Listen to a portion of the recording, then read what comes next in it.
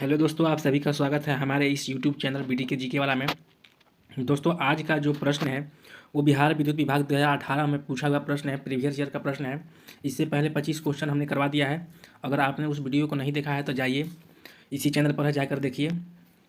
दोस्तों, आप चैनल पर पहली बार आए हैं तो चैनल को सब्सक्राइब करके बेल आइकन को जरूर दबा लें और प्लीज़ वीडियो को एक लाइक करें। चलिए शुरू करते हैं दोस्तों। आज का क्वेश्चन नंबर है 76। डीसी जनरेटर में इनपुट की प्रकृति क्या होती है? तो दोस्तों, डीसी जनरेटर में इनपुट की प्रकृति जो होती है वो यांत्रिक होती है। इसका ऑप्शन नंबर बी जो है वो राइट आंसर हो जाएगा, option number B. DC generator में इनपुट की प्रकृति यांत्रिक शक्ति होती है। ठीक है। अगला क्वेश्चन है दोस्तों, क्वेश्चन नंबर 77 है।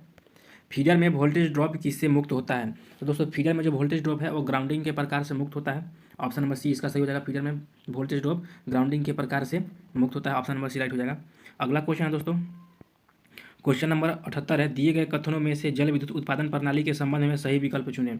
तो दोस्तों, कथन नंबर 1 है, सर्ज टैंक का मुख्य कार्य पेन स्टॉक में पानी के टंकन प्रभाव को कम करना है। तो ये कथन सही है दोस्तों। अगला बोल रहा है, पेन स्टॉक प्रवेश क्रिया से और फोरवे से टरबाइन तक पानी लेने के लिए एक नाली प्रणाली है। तो ये भी बात सही है। तो इसका दोनों सही हो जाएगा। तो इसका ऑप्शन नंबर ए सही हो जाएगा। एक और दो दोनों सही हो जाएगा। तो ऑप्शन नंबर ए जो है इसका वो सही हो जाएगा। अगला क्वेश्चन दोस्तों, क्वेश्चन नंबर 79 है। इंजीनियरिंग ड्राइंग में डैश रेखाएं क्या प्रतिनिधित्व करते हैं? तो दोस्तों, इंजीनियरिंग ड्राइंग में डैश रेखाएं जो होते हैं वो ऐसे ऐसे होते हैं दोस्तों, लाइन ऐसे ऐसे होते हैं। डैश रेखाएं जो है वो आपको छुपे हुए किनारे को प्रदर्शित करते हैं। तो ऑप्शन नंबर सी जो है इसका राइट हो जाएगा। छिपे हुए किनारे को प्रदर्शित करते हैं, ऑप्शन नंबर सी जो है इसका राइट हो जाएगा। अगला क्वेश्चन है दोस्तों, क्वेश्चन नंबर 80 है। 10 मीटर इंटू 4 मीटर आकार का एक कमरा 150 वाट के 10 लैंप द्वारा प्रकाश युक्त किया जाना है। प्रत्येक लैंप का MSCP, दोस्तों आपको कमेंट बताना है MSCP का फुल फॉर्म क्या होता है। प्रत्येक लैंप का MSCP 300 है। डिस्पेरिएशन फैक्टर 0.8 और यूटिलाइजेशन फैक्टर 0.5 माने फर्श पर उत्पादित औसत प्रकाश कितना होगा? तो दोस्तों, इसका जो राइट आंसर हो जाएगा ऑप्शन नंबर डी जो है इसका सही हो जाएगा। एक सेकंड, इसका जो है ऑप्शन नंबर डी जो है वो सही हो जाएगा। 294.3 लक्स हो जाएगा। ऑप्शन नंबर डी जो है इसका वो राइट हो जाएगा। अगला क्वेश्चन देखते हैं दोस्तों, क्वेश्चन नंबर 81 है।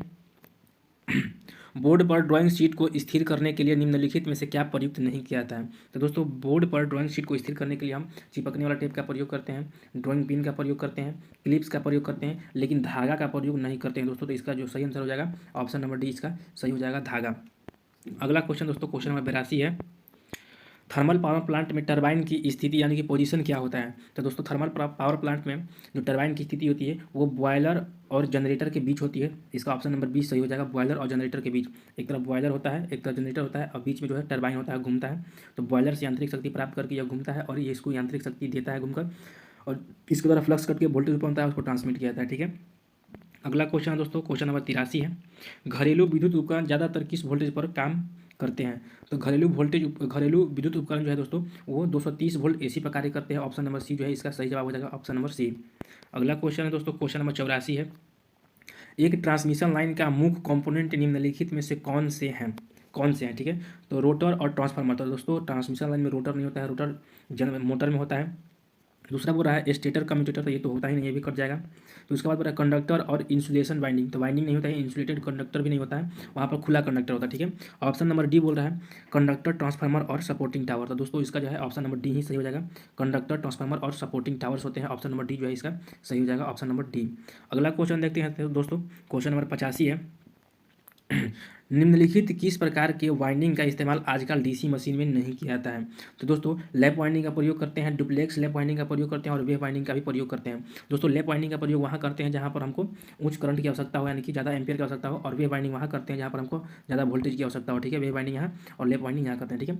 उसके बाद इसमें जो नहीं करते हैं वो हो जाएगा ग्रामीण रिंग वाइंडिंग। ठीक है। ऑप्शन नंबर सी जो है इसका राइट हो जाएगा, ऑप्शन नंबर सी। अगला क्वेश्चन दोस्तों, क्वेश्चन नंबर 86 है। खिलौनों में निम्नलिखित में से कौन सा मोटर प्रयुक्त किया जाता है? तो दोस्तों, खिलौनों में जो है वो शेडेड पोल मोटर का उपयोग किया जाता है। खिलौनों में शेडेड पोल मोटर जो होता है अच्छा होता है खिलौनों के लिए। ऑप्शन नंबर ए जो है इसका सही हो जाएगा, ऑप्शन नंबर ए। अगला क्वेश्चन देखते हैं दोस्तों, क्वेश्चन नंबर 87 है। निम्नलिखित कथनों को पढ़े और सही विकल्प चुनें। सिंक्रोनस मोटर में इस्तेमाल होने वाले शॉर्ट पिच वाइंडिंग विकृति हार्मोनिक्स को कम करता है। तो सही बात है दोस्तों, शॉर्ट पिच वाइंडिंग विकृति हार्मोनिक्स को कम करता है। अगला बोल रहा है सिंक्रोनस मोटर में इस्तेमाल होने वाले शॉर्ट पिच वाइंडिंग के लिए कम ओवरहैंग कॉपर की जरूरत होती है, इसलिए ये सस्ते होते हैं। तो सही बात है दोस्तों, ये सस्ती, ये भी सही है। तो इसका जो है दोनों सही हो जाएगा। तो इसका ऑप्शन नंबर जो है सी सही हो जाएगा। दो, एक और दो दोनों सही, ऑप्शन नंबर सी जो है इसका सही हो जाएगा। अगला क्वेश्चन देखते हैं दोस्तों, क्वेश्चन नंबर 88 है, भारी लोड उठाने के लिए इस्तेमाल किए जाने वाले होइस्ट क्रेन में आमतौर पर निम्नलिखित में से किस मोटर का इस्तेमाल किया जाता है। तो भारी भार उठाने के लिए दोस्तों इसमें प्रयोग करते हैं हम स्लिप रिंग इंडक्शन मोटर का, क्योंकि दोस्तों क्रेन और होइस्ट में हाई स्टार्टिंग टॉर्क की आवश्यकता होती है, हाई स्टार्टिंग टॉर्क की आवश्यकता होती है, और ये चारों ऑप्शन में से हाई स्टार्टिंग टॉर्क जो है वो स्लिप रिंग इंडक्शन मोटर का होता है। ठीक है, इसीलिए इसका डी जो है वो सही हो जाएगा। अगला क्वेश्चन है दोस्तों, क्वेश्चन नंबर 89 है।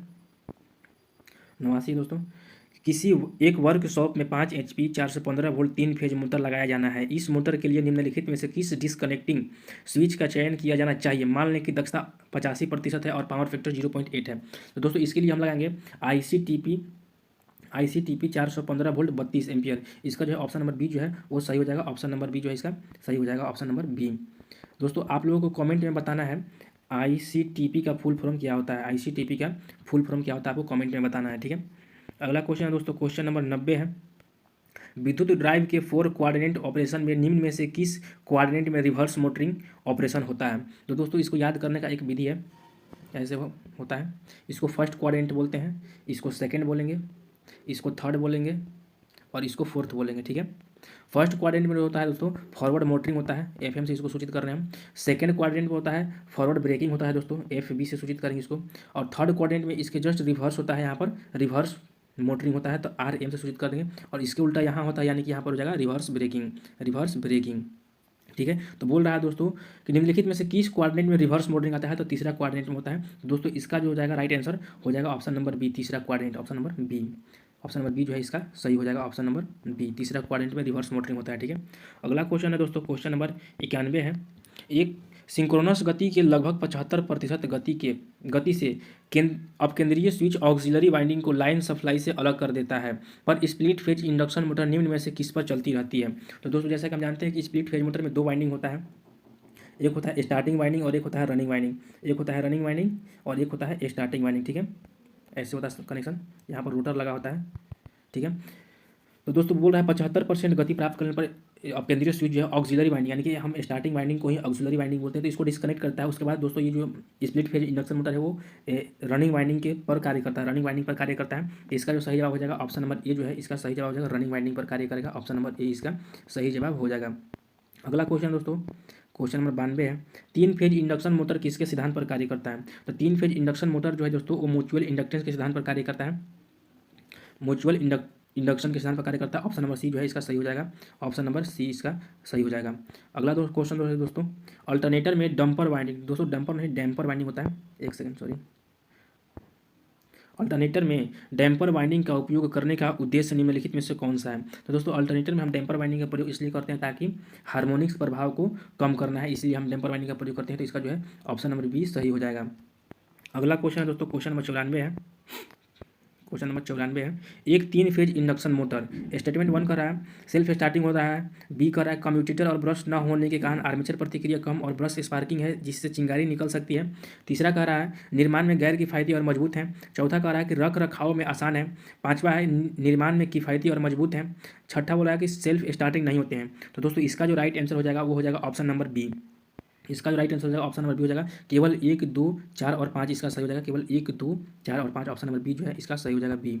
ठीक है, अगला क्वेश्चन है दोस्तों, क्वेश्चन नंबर 95 है।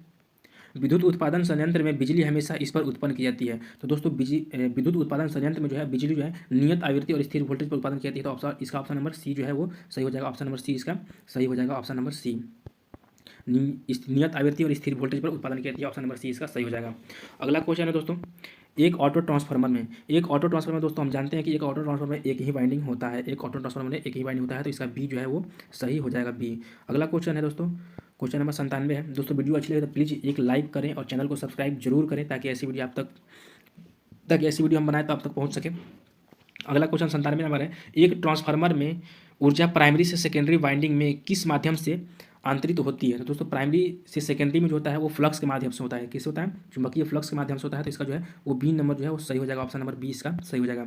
98 नंबर क्वेश्चन है दोस्तों, यदि 230 वोल्ट डीसी सीरीज मोटर को 230 वोल्ट एसी आपूर्ति से जोड़ दिया जाए तो क्या होगा। तो दोस्तों 230 वोल्ट एसी आपूर्ति से जोड़ने से मोटर चलेगी, लेकिन इसका जो दक्षता है अधिक स्पार्किंग के साथ चलेगी और कम दक्षता के साथ चलेगी। ठीक है, तो इसका ऑप्शन नंबर बी जो है वो सही हो जाएगा, ऑप्शन नंबर बी इसका सही हो जाएगा, ऑप्शन नंबर बी इसका ऑप्शन नंबर बी जो है वो सही हो जाएगा। अगला क्वेश्चन है दोस्तों, क्वेश्चन नंबर 99 है। विद्युत संयंत्र के अर्थशास्त्र में प्रयुक्त वार्षिक ब्याज चक्रवृद्धि विधि को किस अन्य नाम से भी जाना जाता है? तो दोस्तों इसको हम जानते हैं सीडिंग फंड विधि, सिंकिंग फंड विधि बोलते हैं इसको, सिंकिंग फंड विधि बोलते हैं। ऑप्शन नंबर सी जो है इसका सही हो जाएगा, ऑप्शन नंबर सी। अगला क्वेश्चन है दोस्तों, आज का लास्ट क्वेश्चन है 100 नंबर। वेरिएबल फ्रीक्वेंसी ड्राइव का उपयोग करने से उपकरण को निम्नलिखित में से कौन सा लाभ होगा? तो दोस्तों वेरिएबल फ्रीक्वेंसी ड्राइव उपयोग करने से उपकरण को निम्नलिखित में से कौन सा लाभ होगा? तो ये जो है दोस्तों रख रखाव की लागत में जो है वो कमी आती है, रख रखाव की लागत में कमी आती है। इसका ऑप्शन नंबर डी जो है वो सही है। दोस्तों आपको ये वीडियो कैसी लगी कमेंट में जरूर बताएं, और चैनल पर पहली बार आए तो चैनल को सब्सक्राइब करके बेल आइकन को जरूर दबाएं, और प्लीज़ वीडियो को एक लाइक करें। तब तक के लिए जय हिंद, जय भारत।